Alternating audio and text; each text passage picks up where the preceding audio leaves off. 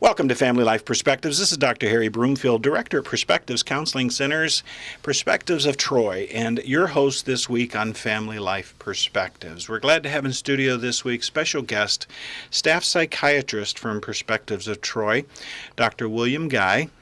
Dr. Guy, welcome. And you know what? You've got such a wealth of information for today, and actually all this week you've promised to be with us. Could you introduce the program, what you would like to be talking about? And but first, you know, we're fortunate to have you with us. Could you tell us a little bit about your background? Because some of the information that you're going to be talking about this week is a stretch from psychiatry, but not really.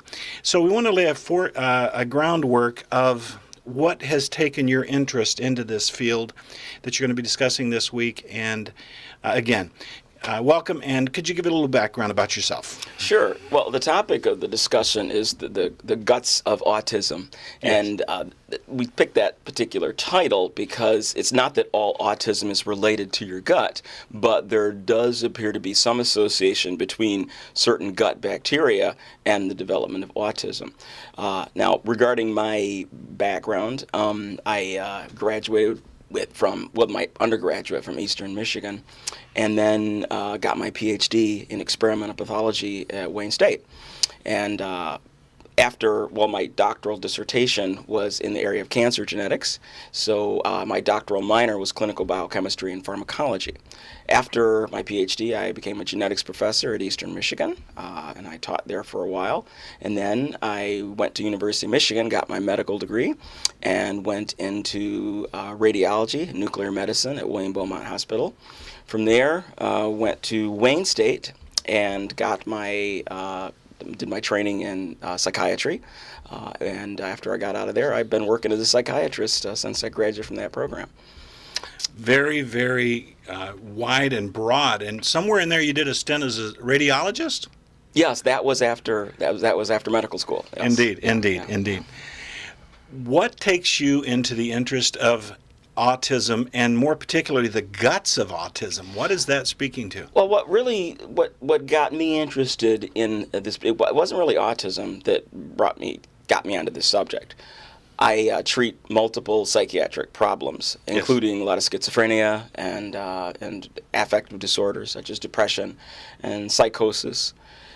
It turns out that some individuals who are aggressive, who have psychotic symptoms, do have them because of overgrowth of Clostridia in their colon.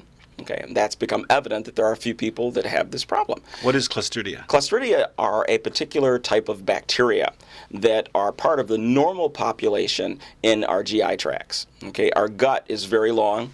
If you go from the esophagus all the way to the end, you can literally stretch it around a tennis court. That's how long our gut is. Oh, and throughout our gut, we have bacteria that live in it. The highest population, the highest concentration of organisms are in our colon, but we have microorganisms throughout our entire GI tract. Yes.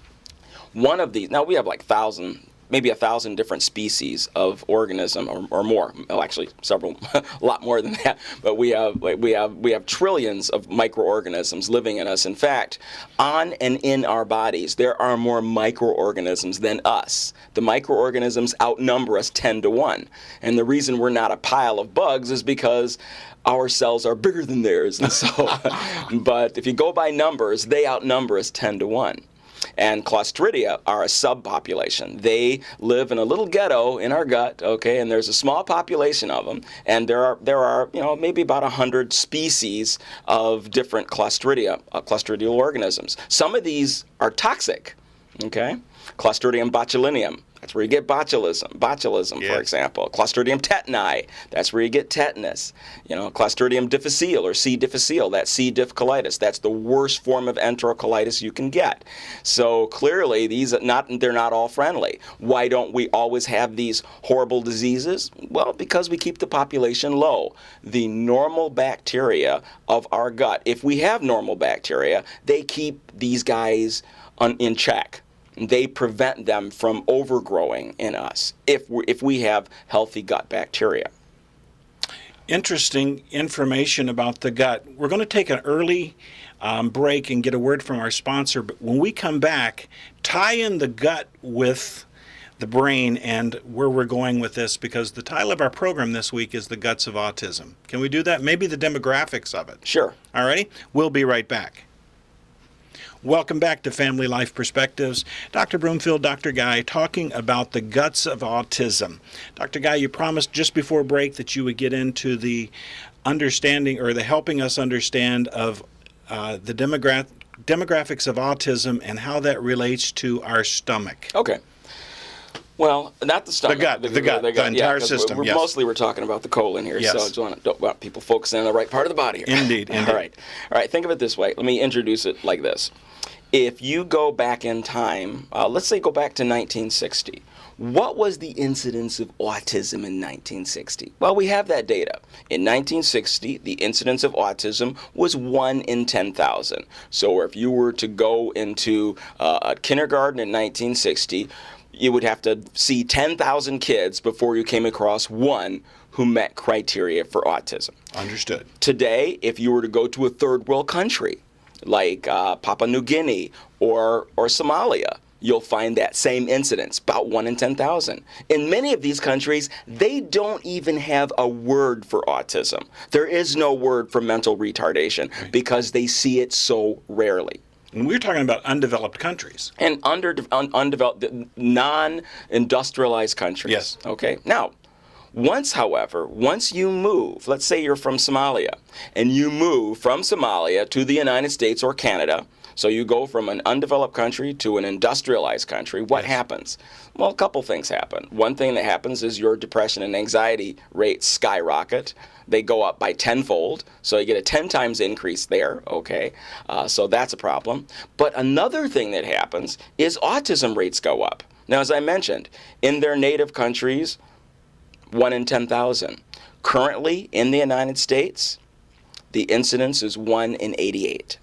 And it's getting stronger. It's getting to be worse. In other words, as each year passes, a greater and greater percentage of our children are being born with autism. And it also depends on where you live in the United States. For example, if you live in Minneapolis and you're Somali or white, your incidence of autism is, for the Somali children, it's 1 in 32.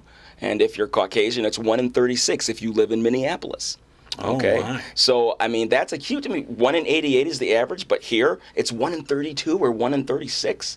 This is very significant. Significant, and it's getting worse. What that means that in 10 years it's going to be probably in the 1 in 20s, and it's progressing to the point where autism is becoming the norm. It's getting worse.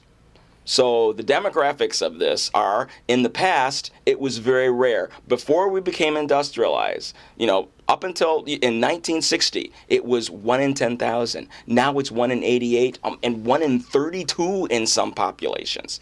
What's going on? It's another program, but there should be an alarm being sounded in our medical community, wouldn't you think? You would think. And I think to some degree it's happening. To some degree people are being alarmed by that, and you're hearing a lot more about it. There's a lot of attention being given, and people want to know what's causing this. Because clearly autism is an epigenetic phenomenon, which means that, yes, there is a genetic predisposition. For example, if you have an identical twin, and you're 3 years old and your identical twin is suddenly diagnosed with autism, because most autism, 80% of autism, is regressive, which means these are children that start out meeting their normal milestones. I mean, they're able to play with blocks, they're sitting up, they're talking, they're social, they're starting to walk, yes. Everything's fine. Yes. And around 3 years old, suddenly, within a short time, boom, boom, boom, they stop talking, they're no longer social, don't want to be touched, they start pacing, toe walking, and next thing you know, you've got a diagnosis of autism. And all that you can do is behavioral therapy. Okay, what happened? Normal kid, then they suddenly regress.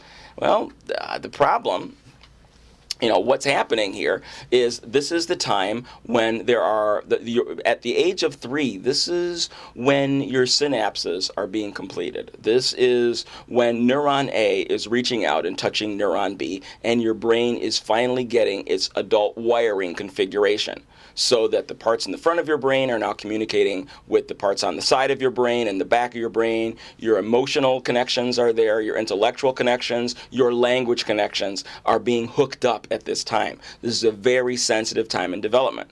Now, you're not able to run a marathon or walk straight or talk yet because those pathways have not yet been myelinated. Okay, the dendrite, the glial cells have to surround those nerve fibers with myelin, which is like plastic on an electric cord. Mm-hmm. And that's what brings them to life. That hasn't happened yet, but those wiring connections become complete around the age of 3. So that's a very, very important time. So again, most of autism is regressive. Up to 3, things are fine, and then boom, boom, boom at this very critical juncture, and suddenly they go back. They lose function. Freud wasn't so far off when he talked about our brain being developed early in life. It is. But that's another show. Yes. That's right.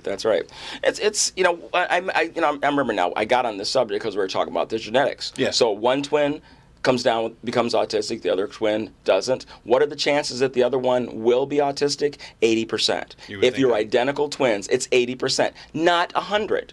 So clearly there's a genetic predisposition, but it's not absolute. What about fraternal twins? What if you just have a brother or a sister that has autism? What are the chances at the next one? It's only 10%. Still significant. So it tells you genetics play a role, but there's something else, or else it would be 100%. So there is an environmental trigger. Now, over time, there have been many suspicions as to what that environmental trigger might be. There probably are several. I need to get you to stop there. Sure. Mm-hmm. Tomorrow, can you be back with us? Sure. And what are you going to tell us with regard to what you were just going to? Yeah, we're going to be talking about what I just said. Until tomorrow.